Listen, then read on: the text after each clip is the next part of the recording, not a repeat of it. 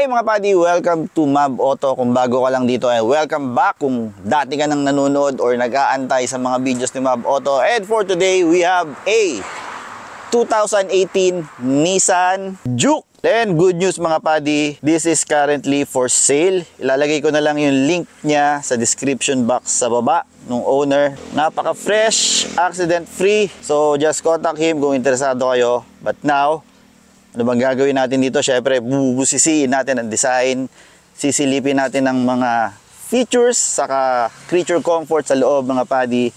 And of course, tadrivein natin yan. But, di na natin dadalhin sa Sampaguita Burgring, NBH power test na lang tayo dahil nasa malayong lugar tayo mga buddy. Anyway, let's do this!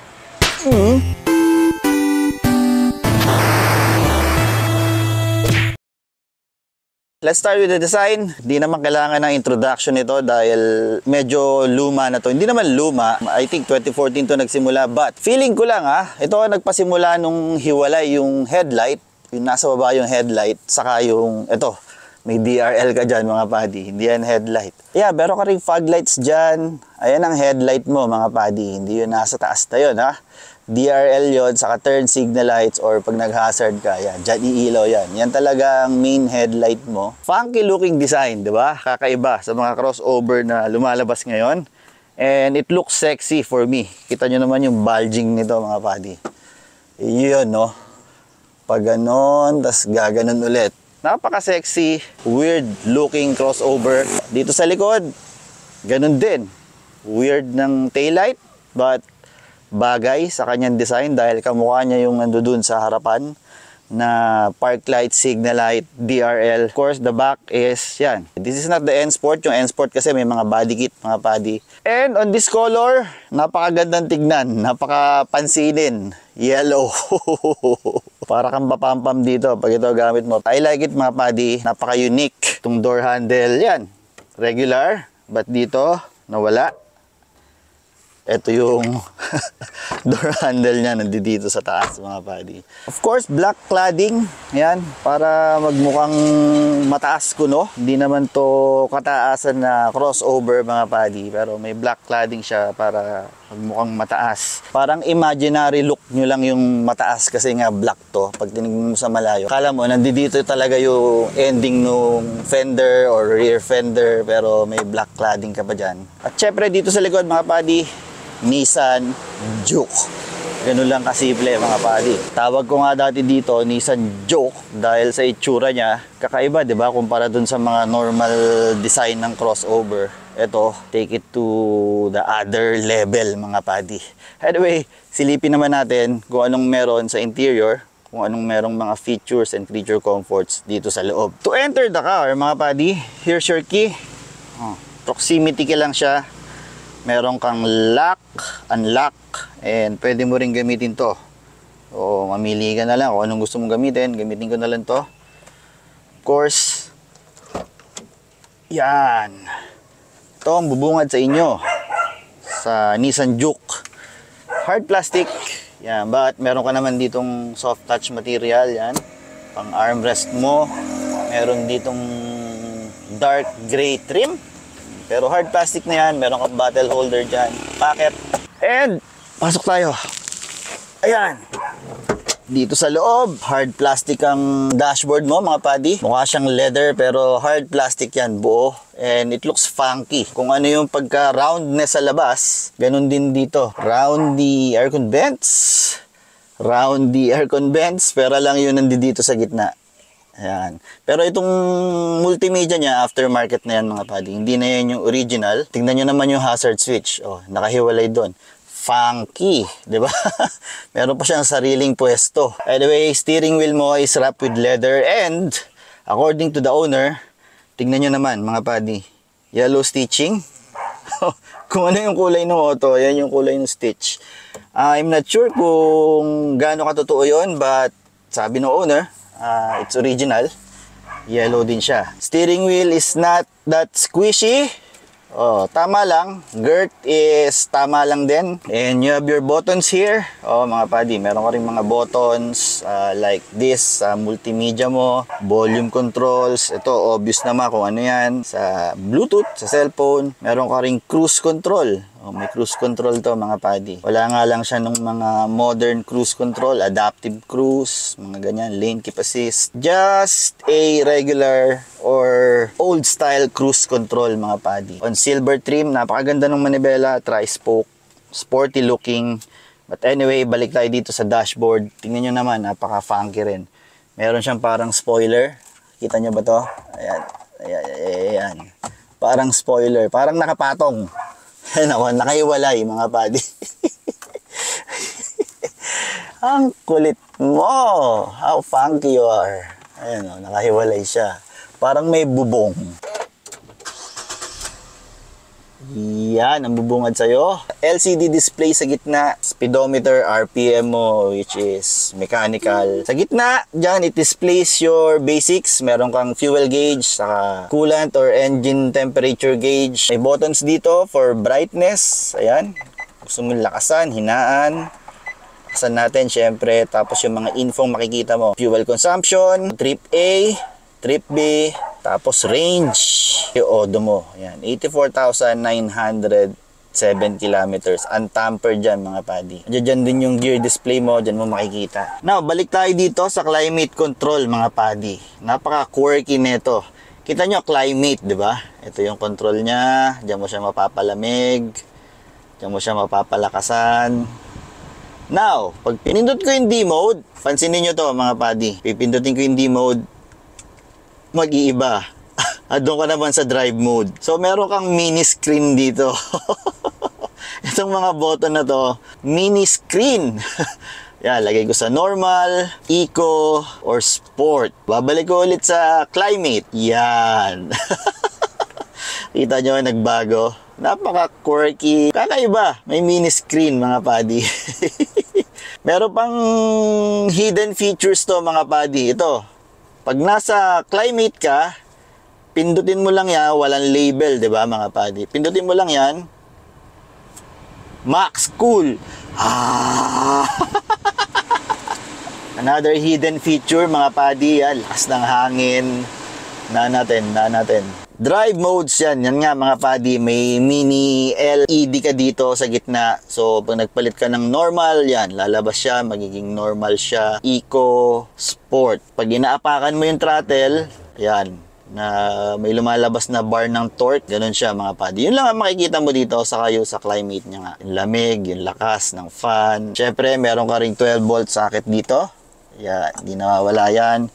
I don't know if this is original. Meron siyang USB-A dito mga padi. I hope makikita nyo, USB-A yan. I think din na siya original. Meron kang small pocket dito. Silver dark gray trim. Itong center console mo or itong sa may shifter mo, yan. Pati yung shifter mo, meron din siyang silver or dark gray button saka trim, yan. Now, dito tayo sa glove box. Glove box is okay lang ang laki, pero soft dumping siya mga padi. O, kita nyo? Yan, ganyan siya kalaki. Wala tayong flower test ngayon eh. Pero yan siya, may manual. O, yan, tapos meron ka pang space. Malaki naman siya for its size, mga padi. And dito sa taas, meron ka ring ilaw, syempre, mga padi. Yan. Meron kang map lights. Yan. Ito, pag door open, yan. Ito nasa gitna, ito off. Kaya pag door or open mo dalawa. Hindi ko alam kung ano to. Please educate me. Pero feeling ko, microphone to. Microphone for Bluetooth. I'm not sure mga padi. Tignan naman natin itong sun visor. May ilaw? Walang ilaw. Walang ilaw mga padi. So, I think ganon din dito. Yeah, wala ring ilaw. Nakalimutan ko to. Yung door opener. Chrome finish siya for that premium look. Kakaiba din yung itsura. Ayan o. Iba yung korte niya. Anyway, dito sa gitna mga padi, meron tayong armrest. Which is foldable. O, diba? Napaka-quirky. Kasyang-kasya. Yung water bottle kung napakalaki, kasya. Kaso, syempre, pag nilagay ko yan dyan, hindi mo na siya masasara. Ayan o. Pwede mo siyang lagyan. Mababa lang. Yung mababa lang para masara mo. Hindi siya uuntog dito. So, it also acts as an armrest. O, diba? Galing. Galing na engineering ha, dual purpose. Tapos meron ka rin small pocket dito. Napaka-small, ayan oh. As in, yan lang mga padi. Now, itong upuan is merong height adjustment mga padi. May height adjustment. Sinagad ko na yan pababa. So, set natin siya kung ako magdadrive. Yan. Yan na nga ba ang driving position ko? Yeah. Ito na ang driving position ko. Silipin naman natin kung anong meron sa likod. Here at the back mga padi, pinakita ko na kanina, wala kang door opener dito. Dahil nandito. Napaka-quirky mong joke ka. You're such a joke. Pero I like you. Crush kita. So, dito sa likod, yan. Meron ka lang small bottle water or pocket. Yan, mga padi. Meron ka rin silver trim. Nawala na yung soft touch material dito. Tinipid ka na ni Nissan. Door opener, still the same. Quirky, ibang korte. Yan. At ito na nga ang driving position, mga padi. Yan. I can still stretch. Binaba ko na yan ng sagad. T4 test tayo. Medyo hirap ako doon, mga padi. But doable. I'm 5'6" ngayon dahil makapal tong shoes ko. Yeah. Medyo mahirap. Oh. Dito sa likod, wala ka na ibang amenities dito mga padi, kundi lang ito. Yan. Yung packet na yan, saka yung packet doon. Wala kang charger or aircon vents dito. Dome lights, wala din. Walang dome lights. Sa harapan lang, merong map light, dome light. Na ako nakasagad na upuan. Dikit na ako mga padi. Na-adjust ba ito upuan na to? Hindi siya na-adjust. Dikit na ako dito mga padi. But I can still stretch a bit. Maganda dito, 90 degree yung forma nung hita ko mga padi. Ayan. So, yung thigh ko may support. But the bad thing is, ito na nga, dikit ako. Wala nang space. D4 is impossible. Hindi ko na magawa. Maliit na sasakyan lang din pala to talaga mga padi. But anyway, wala nang ilaw dito. But gaya ng ibang crossover, ito mga padi, na-fold naman to. Hilain mo lang to. Yan, 60-40 split. Same as that. Oh, na-fold din yan. Common naman yan sa mga crossovers, mga padi. And this model, wala pa tong ISOFIX, mga padi. Oh, kanina ko pa sinisipat kung merong kabitan ng child seats. Pero, unfortunately, meron! Meron! Ayan o. Merong bakal dyan mga padi. Ayan o. Alam ko, kabitan ng ano yan, ng baby seats. Meron lang kasi siyang seat cover pala. So, meron siyang ISOFIX. So, mga padi, I confirm that. Nakapa ako dito. Meron siya dyan.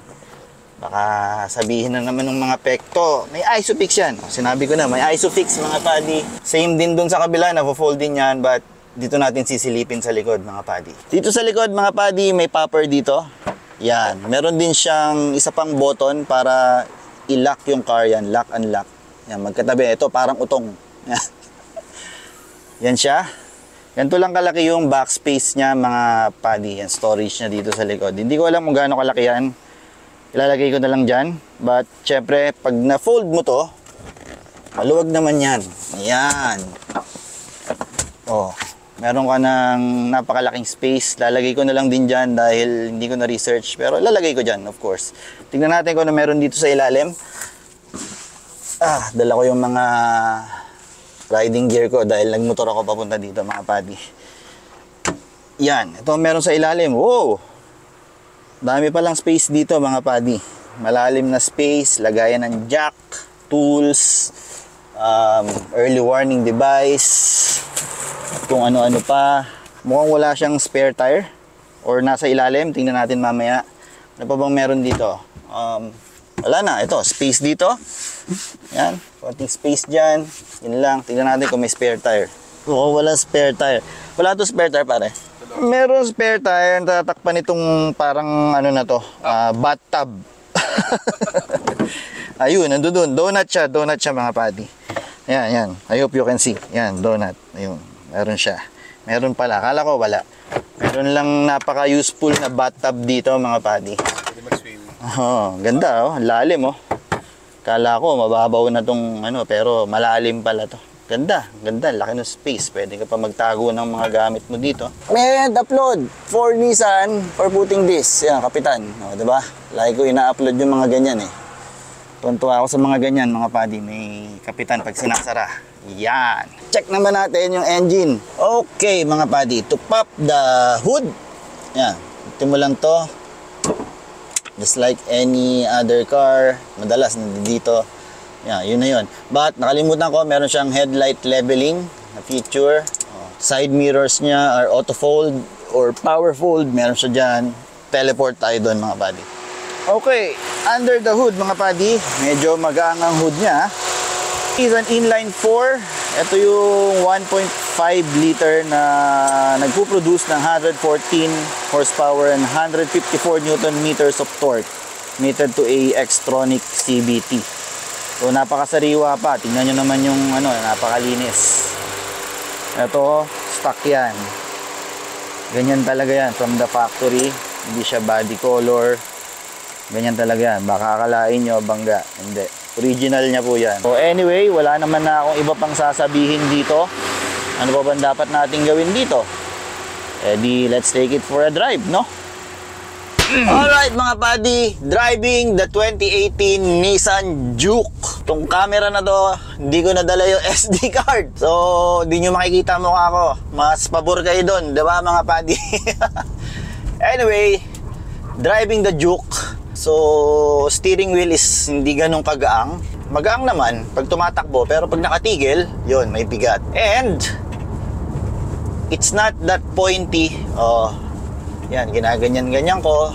Hindi siya ganun ka-pointy gaya ng mga crossovers ngayon na nadadrive natin, mga buddy.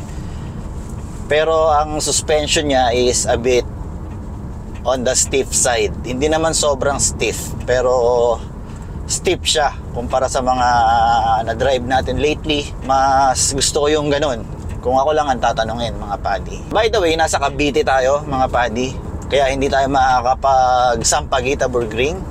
Mag-NVH na lang tayo. Noise, I'm not sure kung stock pa yung tires neto. Malamang hindi na. It's 84,000 kilometers. Malamang napalitan na to.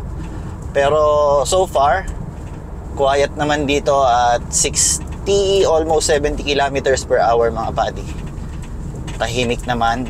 Ito, medyo dito, nagta-translate yung uneven surface. Yan, may camera na ako sa harapan. So, lagay muna natin siya sa Eco Mode. Ayan, Eco Mode, mga buddy. Kahit dinang ko yung throttle, parang walang power na lumalabas. Ito, medyo may pagkaduyan din naman. Yan, kahit anong pina-floor ko na, talagang malamya yung mga buddy. Yung power niya, malamya. Normal is sakto lang. Ganyan siya ka-bouncy dito. Hindi naman totally bouncy, mga buddy.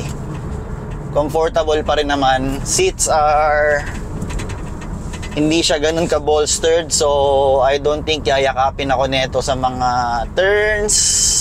That's our bike. Oh, that's my bike, mga buddy. Yan yung motor ko, gamit nung may-ari nito, ni paring Genesis. Check nyo na lang yung description box kung interesado kayo sa kotse na to. Ayan ang normal niya, up. Patayin natin yung AC. Ito, lagyan natin ng konting dito. Cornering. Ayan. At up. 100 kilometers. Okay naman at 100 kilometers. Maganda goma niya eh. Malapad eh. Malaki yung mugs. So medyo on the sporty side. Steering wheel hindi talaga ganun ka pointy. O mga buddy. Hindi ko lang alam kung ano magiging performance nito sa twisties dahil hindi na natin masusubukan at umuulan pa naman. And sad to say, CVT to na walang manual mode. O walang manual mode, mga buddy. D mode, sport tayo. Climate, patay tayo ng AC. Low lang natin. to, medyo ramdam mo dito yung ganun. Ayan o, medyo firm talaga siya. May pagka-firm. Steering is hindi nga ganun ka-pointy. Pag mabilis na, ayan, syempre. Pero pag mabagal ka na 40 or something like that, yon, ano siya, malamya. Malamya siya mga padi. Kala ko kung gaano ka-funky yung labas, ganun din siya ka-funky i-drive. Hindi pala. Ganun naman talaga. Hindi naman lahat ng kotse porke funky ang labas funky na rin i-drive. Comfort is okay naman ang comfort niya dito. Seats, foam, malambot. Blind spot, ito mga padi. Napakalaki na ito mga padi. Yan, ito. Blind spot dito to. Maano dito, tong kalsada na to nga is not smooth. So, maganon. Ramdam mo. Ramdam mo sa upuan, sa floor. At pag naka-sport ka naman, aggressive naman yung CVT niya. Pero yung 154 Newton meters, parang hindi ko ma-feel. Siguro dahil, syempre, hindi naman to brand new. Nabawasan na rin ang power. Ganun naman ang mga auto Habang tumatagal, syempre, nagluluwagan yung compression. Still, may power pa rin naman. Naka-sport na tayo niyan. Sport.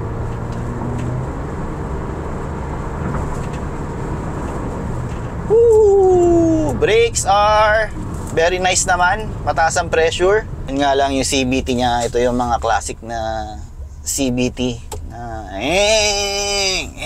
Ganon. Although may lumalabas pa rin namang mga CVT na ganon ngayon na walang fake gears or simulated gears. Pero mas maganda syempre yung may simulated gears, diba? At least meron kang control. Dito kasi apak ka lang, yun na yun. Blind spot sa D-pillar, napakalaki dahil nga yung shape nito is, alam nyo naman, kakaiba rin. Comfortable naman dun, gumanon. Sa comfortable drive, malamig ang aircon. Kilala ang Nissan sa ganyan mga padi. Woo! Ayun, may jump doon. Okay naman. Ganda nung float niya, ganun lang. Di sobrang lambot, pero somehow tahimik dito. 80 kilometers na tayo. Yun nga lang, pag naka-sport ka, inapakan mo yung throttle, syempre sisigaw yan. Pero pag once na 100 ka na, 2,100 RPM, mas rinig ko na yung gulong niya ngayon. Depende yan sa surface saka sa gulong. So it's more fun to drive in sport kesa sa eco. Kung nasa city ka, eco mo lang, syempre.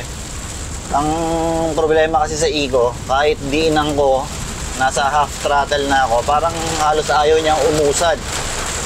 Pasensya na kayo, umuulan na, maingay yung, baka napipick up ng microphone natin yung tunog ng ulan. At least, part na rin ng NVH natin. Harshness, hindi naman ganun ka-harsh dito mga padi. Normal lang. Ramdam mo yung mga vibration dahil sa kalsada. Normal. Pero iba kasi yung mga modelong sasakyan ngayon, malalambot. Mas matigas to kumpara sa mga modelo ngayon. Although hindi naman to luma, 2018 model to mga padi. Brakes are really good. I like the brakes. Balik natin sa D-mode normal. Yan, normal lang tayo. So yun lang ang settings niya mga padi. Eco, normal, sport. Vibration test.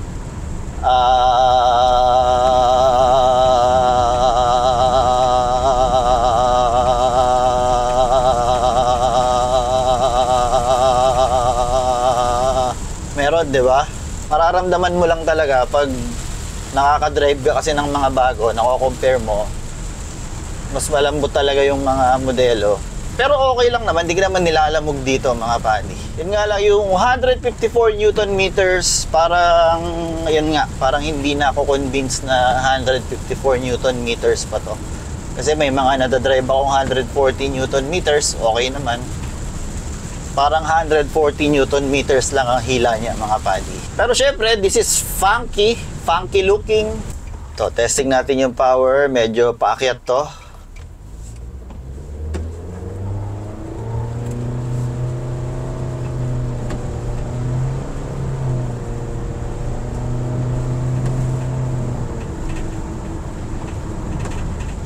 Yan. 3/4 na yung pa ako nun, mga padi, sa sahig. Yan, naka-sport mode na tayo, mga padi. Pag sport mode kasi, yon, nagagalit siya kagad. Dito sport mode naman, galit siya kagad, mga padi. Dito talaga, mga padi, ramdam mo yung sa lahat naman mararamdaman mo. Yun nga lang dito, mas ramdam mo. Dahil mas stiffer ang suspension nito. Gusto ko siyang kumorner. Oo, yun naman ang advantage nun. Mas masarap siyang kumorner. Sayang nga lang, di natin madadala sa Sampaguita, Burgring. Gawa ng malayo tayo sa area. At pinahiram lang tayo, hindi naman to rental.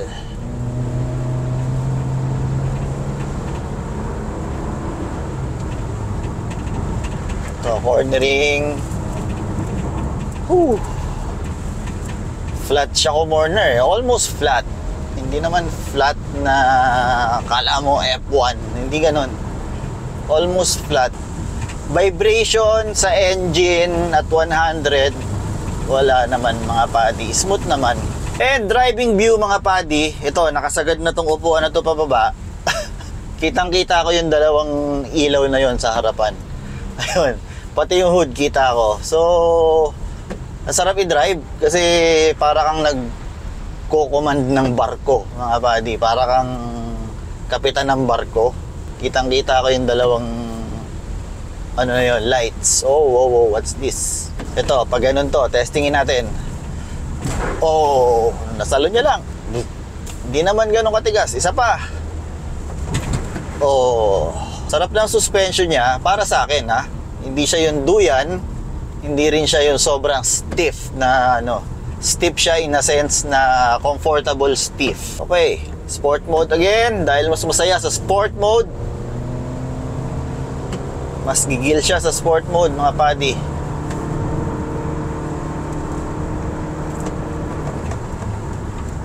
Oh,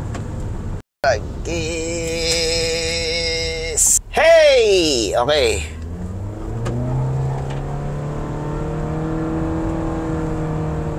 Yan. Ganyan ang CVT, walang simulated gears. Ganun lang, mga padi. Try natin i-cornering dito.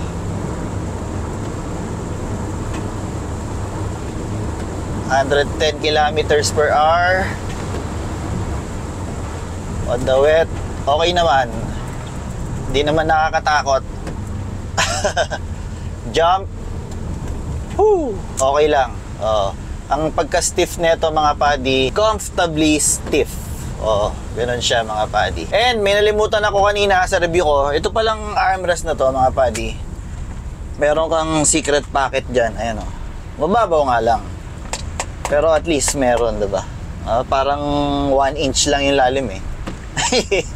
Na square na siguro 5 inch or 6 inches. Okay, try natin pang cornering pa. Last cornering.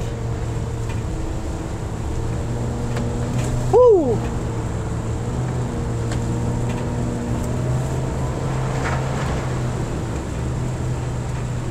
Ito, slalom. Oy!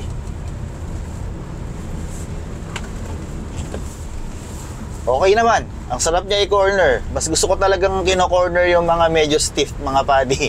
Mas natutuwa ako, mas nasisiyahan ako. And power niya, okay pa rin naman. Although 154, parang hindi ako convinced na 154 Newton meters of torque. Yun lang naman ang issues ko sa kanya. But, hindi naman na to bago, mga padi. Siguro nung bago to, mas makisig pa to. Siguro konting tune-up. Maybe. Oo. At syempre, meron kang Hoonigan handbrake. Yan, Hoonigan handbrake pa rin, walang electronic handbrake. And shameless plug, mga padi, kung kayo'y mahilig sa relo or nangongolekta kayo ng relo or may gusto kayong bilhing relo na ipangre-regalo nyo, please follow Ganda ng Timing by Mab Auto. Makakakita kayo dun ng mga binebenta kong relo kagaya nito. Ito, Citizen, Divers, Submariner. Yan, mga ganyang klaseng relo. At makakakita kayo doon. Pinopost ko naman yung mga for sale ko. And please follow na lang para na-update kayo kung anong mga bagong relong meron or yung mga na-sold na at kung ano yung mga parating na mga for sale, mga padi. Ganda ng timing by Mab Auto. So kung ayaw mo ng sagabal, ito mga padi, pwede mo itaas. Yan. Kasi minsan, pag nakababa siya, parang yan, tumatama yung siko ko. Pag kailangan kong iliko, kailangan kong bumuelta, tumatama. So, ang galing din. Pwede may ganyan para hindi nakakasagabal. may mga padi, kung ako ang tatanungin, kunyari naghahanap ako ng Nissan Juke, bibili pa ako. Gusto ko yung driving dynamics niya. Kasi nga, yung suspension maganda, little firm side. Gusto ko yung mga ganun eh. Mas city yung mga kotse niya. Pero okay pa rin. Komportable naman dito mga padi. Space is not ideal dito sa likod, but kung gusto nyo yung looks, ako kasi gusto ko yung looks nito, bibili ko. Pero alam ko may manual nito eh. Yung manual siguro ang bibili ko, hindi itong CVT. Kasi medyo nalulungkot ako sa CVT niya kasi wala siyang simulated gears. Yung isang nagpapasaya sa akin pag nagda-drive ako mga padi. Gusto ko yung nai-involve ako. Kung bibili ko nito, I want the manual one, CVT. Anyway mga buddy, kung interested kayo sa kotse na ito, pakitignan na lang yung link sa description box sa baba. Nilagay ko dyan yung FB page ng owner ng Nissan Juke na to. Accident free, napakalinis ng loob, maalaga sa auto yung taong yun, mahilig din sa auto. Shout out to my new friend Genesis de los Santos. Maraming salamat sa pagpapayaram ng Nissan Juke mo na unfortunately for sale na pala. But good for the viewers, baka sakaling may interesado, please contact Mr. Genesis de los Santos sa FB page na nakalagay sa description sa baba. Anyway mga buddy, kung ang video na to ay nakatulong sa inyo, please hit the subscribe button, nandito yan sa baba. At iilaw yan. Pag sinabi kong subscribe, o diba, ang ilaw, subscribe naman kayo para matupad ko yung pangarap kong 100k subscribers bago matapos ang year 2024. Hopefully, and hopefully na-enjoy nyo itong review natin ng Nissan Juke, and hopefully nakatulong sa inyo ang mga features and feature comforts ng Juke kung naghahanap kayo ng Nissan Juke. At kung nakatulong sa inyo to or nag-enjoy nga kayo sa video, please hit the like button naman para gumana yung YouTube algorithm na tinatawag mga padi. Ginagawa ng YouTube algorithm is pag halimbawa may nag-search ng Nissan Juke review or Nissan Juke test drive, baka sakaling i-distribute ni YouTube sa mga viewers na nag-search ng gano'n or i-feed sa mga feeds ng mga subscribers ko yung video. At the same time, syempre pagpapalain yung nag-like at pagpapalain yung Mab Auto channel. Give and take lang. Anyway, thank you for watching mga padi. Kung nakarating kayo sa part ng video na to, maraming salamat sa inyo, and I will see you again on the next one.